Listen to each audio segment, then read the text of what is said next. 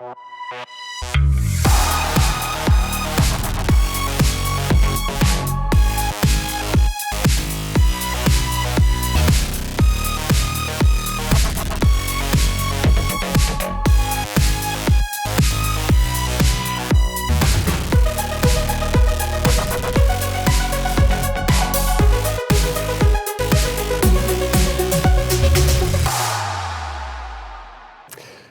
everyone.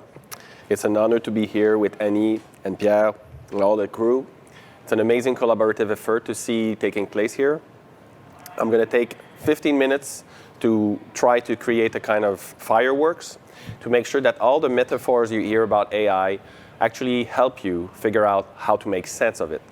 We're going to talk mostly of AI in the entertainment world, but you'll see I'll try to diverge and bring you in new places. So why I'm interested in this is that I'm a relational artist, computational art, poet, game designer. I worked at Behavior as a former design director, so I understand where AI can fit, but also where it doesn't fit. So I'm going to try to bring some humanistic, human-centric approach to our exploration of AI. So the agenda today won't be covered entirely because I have 15 minutes, but today we're going to use poetry to try to find metaphors that make sense for every one of us to create dialogues together. So you don't have an expert talking to you about AI. You will be able to talk about AI with your friends and your colleagues. We're going to look at history and see what we can learn from it, from other revolutions that happened before. And we're going to brief you on other ways that AI can help explore new ontology, new things that we never thought possible exploring. Why metaphors? Because it's a symbolic language that we use to grasp the nature of things to come. This is a relationship to the world. We create stories and we describe phenomena. So metaphors are words we use and activities that are associated to something new. For example, today I'm going to launch, let's say, the very casual metaphor, AI is the new electricity. And I'm trying to give you just an example of one metaphor. Let's start with the invention of electricity and look at the very quick history of AI in society so we have a grasp of all that happened. In 1821, most people started saying the same word about electricity, saying something existed as electricity. We are in like 200 years ago. 100 years later of the invention of electricity, the first Ontario Hydro installed at Niagara Falls with Tesla, the former Tesla, the first utility to generate electricity. Like 20 years later, Alan Turing created the first test that will be passed 64 years later by a computer, the Turing test. In 1968, Stanley Kubrick presented a Space Odyssey with a very formal incarnation of an AI talking to humans. Then we have a long period called the AI winter, where people get a bit diverged and focused on stuff that was not practically possible at the time. We didn't have the internet, faster computer, so there was like 10 years of winter. Then machine learning specialists, deep learning specialists starting to think about other ways to approach AI, giving us a 97 Deep Blue, where Kasparov is beaten as a chess champion by IBM. Then we jump to 2002, where some kind of camera vision inside the Roomba makes the first commercially successful robot to clean your house. 2005, Boston Dynamics released the robot dog that is autonomous with camera vision, able to help a dog find military personnel. 2015, we are able at 99% to recognize all faces in objects. 2020, 2010, natural language, as we know now, is becoming more and more embedded in our daily life. 2016, Google AI beats the world champion at Go. 2019, OpenAI by Elon Musk created GPT to generate natural text that looks like written by a human. Most universities released paper entirely written by AI that year. 2020, thanks to Gamer, GPU cards are now used everywhere in the world to create AI simulations, including NVIDIA, who was formerly just a graphic card company, became the #1 AI company in the world. In 2020, DeepMinds from Google, latest AI breakthrough, can accurately predict everything the protein folds like. So faster vaccine, faster health reparation, faster biological response. Everything I just named is combined to 5 converging forces. a drive in society and community to start thinking about AI-powered intelligence system, to remove tasks that are not human or repetitive. The genesis of all the interconnected system like edge computing, IoT, all connected objects. A need, a formalized need by most people to make more effective human-machine interface. We'll talk more about that. So augmented reality, virtual reality, mixed reality. We all need AI to make that fusion sensor possible.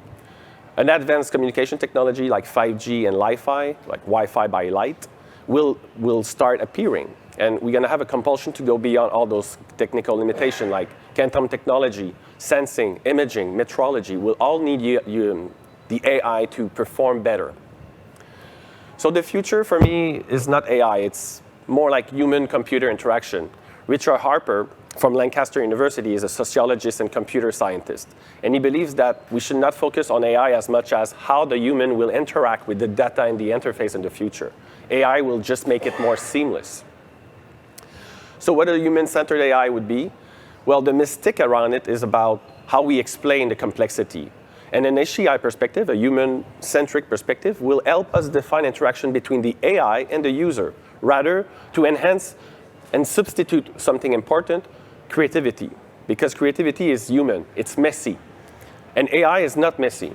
So today we're going to go a bit into a prolonged dream state with Kevin Kelly from Wired, who says that the next 20 years would probably look like we're going to make things smarter and smarter until we have a profound impact on everything we do in daily life. But the most popular AI product in 20 years is not invented yet. So all of you, we're not late. The near future will look something like all the words you see on the screen right now, but just going fast. Automated gathering of everything people write and talk about, and then digested and synthesized in forms of recommendation.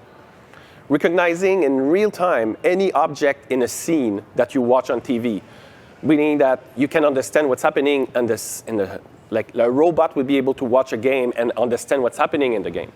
We would be able to predict better how customer behavior can prevent churn. We could recommend better. We can have natural language processing that assists us better. We can have ambient intelligence system that understand our mood. We can have procedural like being environment, generative music environment that adapt to how we feel. There will be a lot of exploration in thought control. Look at what Facebook and Google are doing on thought control simulation and thought control mouse and even games. We're not there yet, but it's being done. And it's using AI a lot. And in the end, spatial computing, meaning that the augmented reality revolution ahead of us is going to need AI to sensor, to make the fusion of all the sensor data that we receive to make a very convincing immersion experience. And this is happening as we speak. So let's go back to the words revolutions, metaphors. The revolution we are in right now is synced to other revolutions that happened before. And a lot of people are talking about the first industrial revolution, where we use water and steam to mechanize production.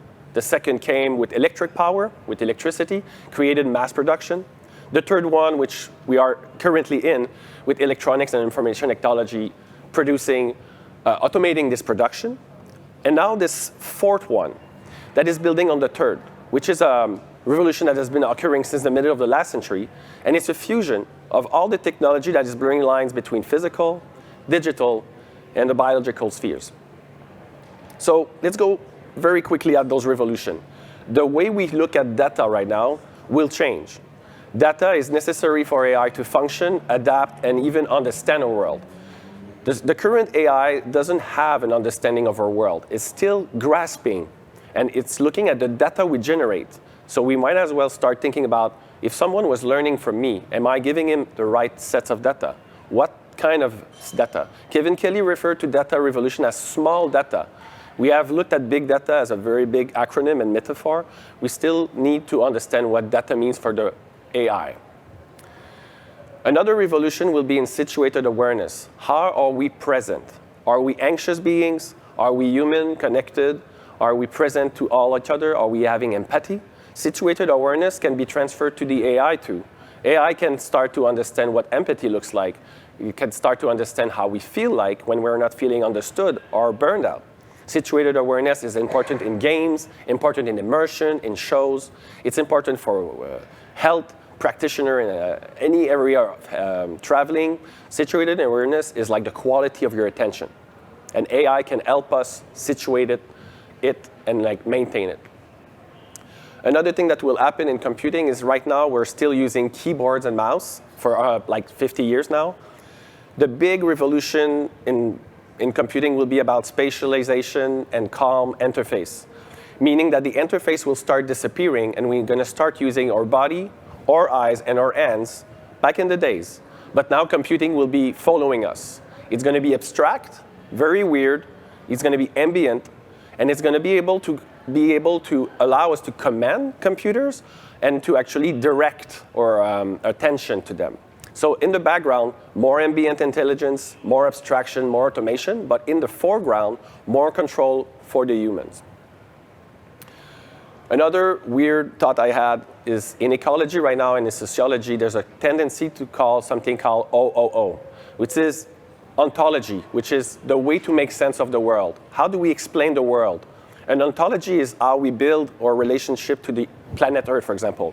Machines don't have an ontology right now. We are giving them an ontology. So what's happening in some other areas of the... Sorry, somebody is very passionate right now. So the new aesthetic is to look towards a fundamentally new way of imagining relationship between things. AI is not just help us look at humans affair or business. It's going to look at everything. Even from, for example, a squirrel perspective, the butterfly perspective, the spider perspective, the rock. AI will help us look at object-oriented ontology in a new way and find new meaning, new areas that we never looked at. Another revolutionary aspect of AI will profoundly impact how we work with interface, how we work with the data that is actually generated. The AR interface will be the crux of all these revolutions. It will bring all the sensor fusion. The data we have about how we move, how our body feels, where do we look, where are our eyes, our attention, the pressure in our heart, the accelerometer of our car, all these sensors will get fusion in real time and deliver a new kind of intelligence to consumer electronics. We're going to start having more robots in our life in the next 20 years. And the robot will be able to read the world with camera vision, that will have teach the robot how to navigate the world and how to make sense of it. And this will create new intimacy between us and the machine that we never seen before. What is human-computer interaction really rapidly to bring you to a closure? Think about visual-based interaction. Think about all the audio-based interaction you have in your life. The way you do the task in your environment. The way you relate to the machine in your environment. The interface it takes, the screens in your life that disappears. What happens if you have no more screen, but you still have access to information? How do you input data? How do you extract data? How do you give it feedback? How do you fit in the world? All these are human-computer interaction that will change in the next 20 years. So the three converging forces, availability of lots of data, new deep learning algorithms and new GPU computing, like graphical computing cards, will create, according to NVIDIA CEO, a wave of social progress. It'll be smarter, everybody will have AI, the human will have been transferred in a silicon intelligence, there's no limit, we're going to solve all problems. These are all assumptions. But the five areas that have more evidence to support them is that there's not a single dimension to intelligence. Even Harvard and MIT refer now to 100 types of intelligence. So we don't really understand what the word intelligence means yet. No general purpose. Humans do not have general purpose minds. Neither will AI. And emulation will be really hard and constrained by cost in most media. So it's not infinite. Dimensions of intelligence are not infinite. And it's only one factor of all the other revolutions. Sorry. So, coming back to a metaphor, think of a usage that gives meaning. The AI in entertainment, the true purpose of AI in entertainment will get revealed through the usage that will be defined in the near future. They're not invented yet. And in order to become truly ubiquitous and create low friction and always available technology that is so intuitive that we use it all the time as an extension of our body, we have not invented that type of mouse yet. We need to invent a new type of interface that puts us as the center of the computing experience. And we see it happen, and most of it in the entertainment industry, in gaming, in tourism. So rapidly. I have 3 minutes, 2 minutes? 2 minutes. So this presentation will be available for you, and you can ask questions about how far the rabbit goes. In music, you're going to have mood-matching music based on your mood, on your heartbeat. Never-ending song, looking at how you look and how you listen and who's listening to what, creating an infinite soundtrack. We're going to have the ability to have holographic live performance from artists. We're going to be able to produce music in the context of listening. So songs that react to the audience in real time. In photography, we'll have the ability now to create time-traveling pictures and extrapolation. Right now, the Hubble telescope is using AI to create a full map of the entire galaxy. And it's actually going to create a realistic view of it based on pictures, but you're going to be able to travel it. Total fabrication, from 1 picture, 2, 3 picture, ask your AI to create. Even Photoshop right now can remove or add elements without even you looking at it as a fake picture. Photo mechanics and perfect spinning. In humor, comedy, people will start using AI to do shows, performative shows, where the AI will actually compete with another human about jokes. And yes, AI can be really funny. You're going to have instant caption and tension reliever in some events that AI can jump in some very complex conversation and help people have dialogue, actually. Storytelling. You're going to be able to record your own story in some games. The ultimate bad guy will become the one you create. The story you enter might never end, and you're going to have probably some new aspect of perfect ending coming up in the game industry. Movies. Dynamic plot change. It's already starting on Netflix, but we're going to see more of experimental approach in that. Fake movie star. Very soon, if not already. Perfect formula for a film for your family or for some members of your family. And the ability to take a YouTube movie and transform any movie you ever saw in your life in a holographic movie. Dining and culinary arts. Entertainment involves foods we like to eat and discuss after we consume an experience. So fitting perfect mood to a food, wearing your bracelet, having the data sending you the perfect healthy diet for you, instant narrative around food experience, gaming and sport, gaming the education, living a game in a more immersive way, gamifying your job, fully immersive sport events. This is all happening right now. Travel, happening right now too. Seamless security, clear data protocols, impacting your journey as you walk in a city, and also having an anywhere, anytime narration of what you're doing and what you could do. Not just when you ask, but like as it follows, like an ambient. And on a 30-second ending, just to make sure that I didn't talk too much or too fast, in the end, it will all come down to people and values in this industry. We need to shape the future that works for every one of us. And in the most pessimistic and dehumanized form, the fourth industrial revolution might indeed have the potential to robotize humanity and deprive us of art and soul. And this is Klaus Schwab, from the founder executive for the World Economic Forum. But from my perspective, we are already having fun doing this collaborative effort to bring entertainment in the AI spheres so that the human-centric approach of this industry can shape that big revolution that AI is bringing to us and keep the human-centric very firmly grounded. Thank you so much, and long life to entertain AI.